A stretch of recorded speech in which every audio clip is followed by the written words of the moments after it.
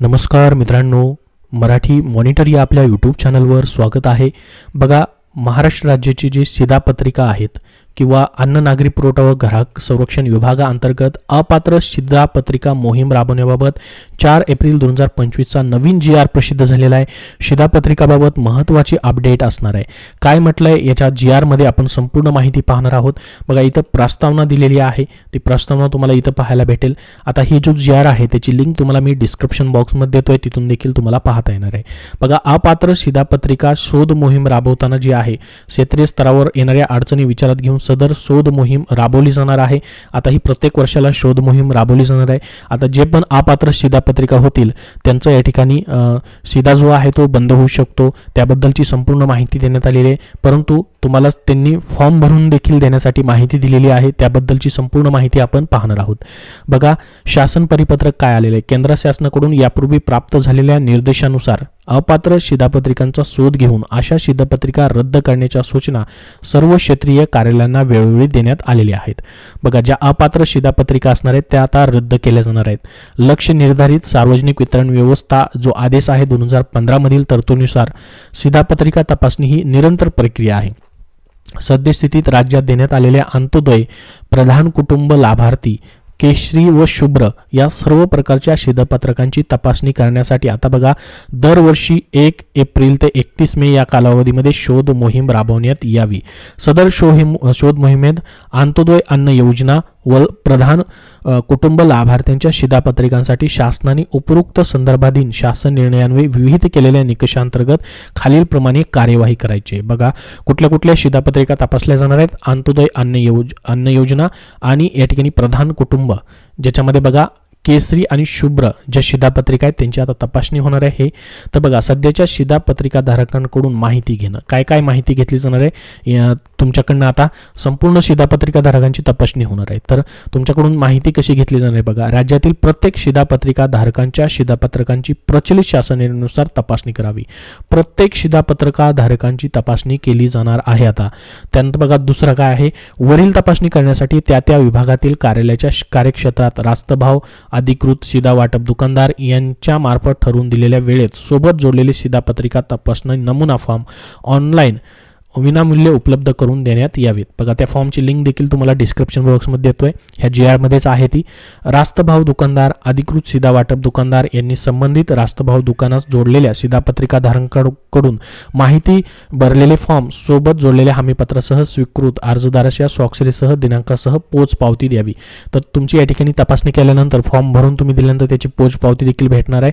त्यानंतर बघा, फॉर्म भरून देताना फॉर्म सोबत शिधापत्रिका धारकांनी ते त्या भागात राहत असल्याचा कोणताही एक पुरावा द्यावा। पुरावा म्हणून उदाहरणार्थ बघा काय काय चालेल, भाडे पावती, निवासस्थानाच्या मालकीबद्दलचा पुरावा, LPG जोडणी क्रमांक पत्रकाची जी पावती असेल तेही चालेल, बँक पासबुक चालेल, विजेचे देयक चालेल किंवा मोबाईलचं बिल असतं तेही चालेल, ड्रायव्हिंग लायसन्स चालेल इत्यादी। ओळखपत्र जे आहे त्यामध्ये आधार कार्ड किंवा वोटर ID देखील या ठिकाणी चालेल। दिलेल्या वास्तव्याचा पुरावा हे 1 वर्षापेक्षा जास्त कालावधीपेक्षा जुना नसावा। त्यानंतर बघा, शिधापत्रिका जे आहेत शिधा वाटप दुकानदार यांनी संबंधित शिधापत्रिका अंत्योदय अन्न योजना, प्रधान कुटुंब लाभार्थी म्हणजेच केशरी आणि शुभ्र जे आहेत या ठिकाणी शिधापत्रिका तर योजना यापैकी या योजनेअंतर्गत लाभार्थी असलेल्या त्या अनुषंगाने शासन निर्णय जो आहे 2013 मध्ये नमूद निकषानुसार आवश्यक कागदपत्रे सादर करण्याबाबत शिधापत्रिका धारकास कळवावे। बघा, सर्वांसाठी या ठिकाणी ही आवश्यक कागदपत्र तुम्हाला द्यायचे, त्याची तपासणी केली जाणार आहे। फॉर्म मध्ये परिपूर्ण माहिती भरून घेऊन व आवश्यक जुनी कागदपत्रे जोडून घेऊन सर्व फॉर्म यादीसह संबंधित कार्यालय किंवा या ठिकाणी रास्तभाव दुकानदार, अधिकृत शिधा वाटप दुकानदार यांनी संबंधित क्षेत्रीय कार्यालयाकडे त्यांना पुढे जमा करायचं आहे। त्यांनी वरील कार्यवाही 1 महिन्यात म्हणजे 30 एप्रिल पर्यंत पूर्ण केली जाणार आहे। ही कार्यवाही करण्यासाठी उचित प्रसिद्धी माध्यमाद्वारे जनतेस सहभागी होण्याचे आवाहन देखील करावे। त्यानंतर बघा, आलेल्या माहितीची तपासणी करणे। आता हे आलेल्या माहितीची तपासणी करणे हे कार्यालयाचा प्रश्न आहे, त्याबद्दलची माहिती कशी आलेली, ते कशा पद्धतीने तपासणी करायची वगैरे याच्या संदर्भातली माहिती आहे। तर बघा, या ठिकाणी 15 दिवसात साधारण केल्यास त्यांच्या शिधापत्रिका निलंबित कराव्यात, ही संपूर्ण माहिती याच्यामध्ये दिलेली आहे। त्यासोबत बघा, कार्यवाही करताना घेण्याची दक्षता दिलेली आहे। शिधापत्रिकेची तपासणी करताना एका कुटुंबात व एका पत्त्यावर 2 शिधापत्रिका दिल्या जाणार नाहीत याची दक्षता घेण्यात यावी। बघा, अपवादात्मक परिस्थिती 2 वेगवेगळ्या शिधापत्रिका देणे आवश्यक असल्यास तसा निर्णय आवश्यक ती खातरजमा करून संबंधित तहसीलदार अथवा तहसीलदार दर्जाच्या अधिकाऱ्याने या ठिकाणी घ्यावा। त्यासोबत बघा, अंत्योदय पत्रिकेमधून विभक्त झालेल्या कुटुंबास नवीन शिधापत्रिका वितरित करताना विभक्त कुटुंबाच्या वार्षिक उत्पन्नानुसार अनुज्ञेय असलेल्या सर्व प्रकारची शिधापत्रिका देण्यात यावी। बघा, तिथंच तुम्हाला आता संपूर्ण प्रत्येकाचं या ठिकाणी चेक होणार आहे आणि त्या पद्धतीने संपूर्ण या ठिकाणी कार्यवाही केली जाणार आहे। आणि त्यानुसार जसं की 2 शिधापत्रिका आहेत तर 2 द्याव्या लागत असतील, गरज असेल तर त्या पद्धतीची या ठिकाणी खातरजमा करून निर्णय देखील घेतला जावा असे देखील म्हटलेलं आहे। त्याचबरोबर या ठिकाणी पुराव्याच्या छाननी करता संशयास्पद वाटणाऱ्या शिधापत्रिकांच्या पुराव्याबाबत आवश्यक असल्यास पोलिसांकडून तपासणी देखील करून घेण्यात यावी असं म्हटलंय। विदेशी नागरिकांना एकही शिधापत्रिका दिलेली असणार नाही याची काटेकोरपणे दक्षता घ्यावी हे देखील म्हटलंय। आता ही तपासणी प्रत्येक तुमची वर्षी केली जाणार आहे, प्रत्येक वर्षाला। वरील प्रमाणे शिधापत्रिकांची तपासणी करताना ज्या शासकीय निमशासकीय कार्यालयातील खाजगी कंपन्यातील कर्मचारी कामगार यांचे ज्ञात वार्षिक उत्पन्न बघा 1 लाखापेक्षा जास्त असेल अशा कर्मचाऱ्यांकडे पिवळी केसरी शिधापत्रिका असेल तर ती शिधापत्रिका तात्काळ अपात्र ठरून रद्द करण्यात यावी व त्यांच्या उत्पन्नानुसार त्यांना अन्य अनुज्ञेय शिधापत्रिका देण्याची कार्यवाही करावी।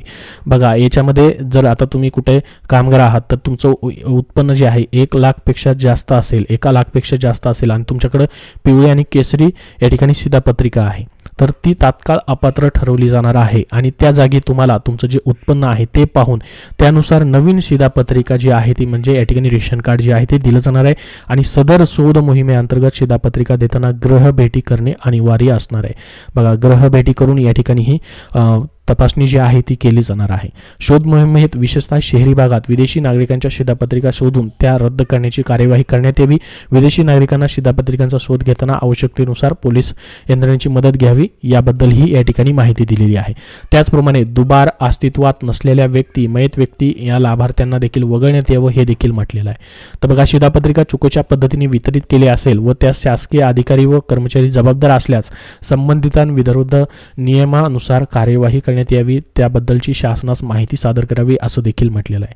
त्यानंतर पहा पुढे म्हटलंय की जिल्हा पुरवठा अधिकारी अन्नधान्य वितरण अधिकारी यांनी त्यांना प्राप्त झालेल्या अर्ज व त्यांनी त्यांच्या अधीनस्थ कार्यालयांना वितरित केलेले अर्ज, शिधापत्रिका धारकांना वितरित केलेले अर्ज व शिधापत्रिका धारकांकडून माहिती भरून प्राप्त झालेले अर्ज यांचा ताळमेळ ठेवावा।